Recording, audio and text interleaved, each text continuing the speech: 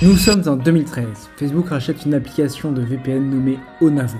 Non pas pour protéger la vie privée de leurs utilisateurs, mais bien pour espionner Snapchat. À ce moment-là, Snapchat explose. Fondée en 2011, l'application devient très vite virale grâce à un système de messagerie éphémère, des filtres en réalité augmentée et une fonctionnalité phare, les stories, une fonction qui est aujourd'hui omniprésente sur les réseaux sociaux. À cette époque-là, Facebook est vieillissant. Ils se sentent menacés et plutôt que d'attendre, ils vont passer à l'action. Nous sommes alors en 2013. Facebook rachète Onavo, une application israélienne qui a pour but d'aider les utilisateurs à sécuriser leurs données et à réduire leur consommation de données cellulaires. Le problème, c'est qu'après ce rachat, l'utilisation de l'application va être très vite détournée.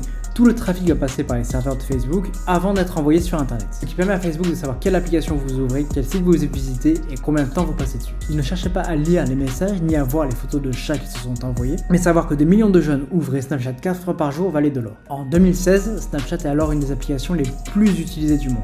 Dans un mail daté du 9 juin 2016, Mark Zuckerberg écrit: le problème c'est qu'on ne sait pas ce qui se passe sur Snapchat et que les données sont encryptées. Facebook lance alors un projet en interne, Ghostbusters, en référence au logo de l'application. Et en un mois, leur ingénieur développe un outil baptisé Kit, capable d'intercepter les données avant leur chiffrement. Ce code est ensuite intégré discrètement dans l'application Onavo. Facebook vient alors de contourner la sécurité de Snapchat et de milliers d'applications. Pour vous donner quelques chiffres, à cette époque, Snapchat c'est 1 milliard de stories vues par jour, entre 5 et 10 millions d'utilisateurs actifs et jusqu'à 20 stories publiées par personne. Facebook propose alors 3 milliards de dollars aux fondateurs de Snapchat, qui refuse. Suite à ça, Facebook copie la fonctionnalité la plus populaire des utilisateurs, les stories.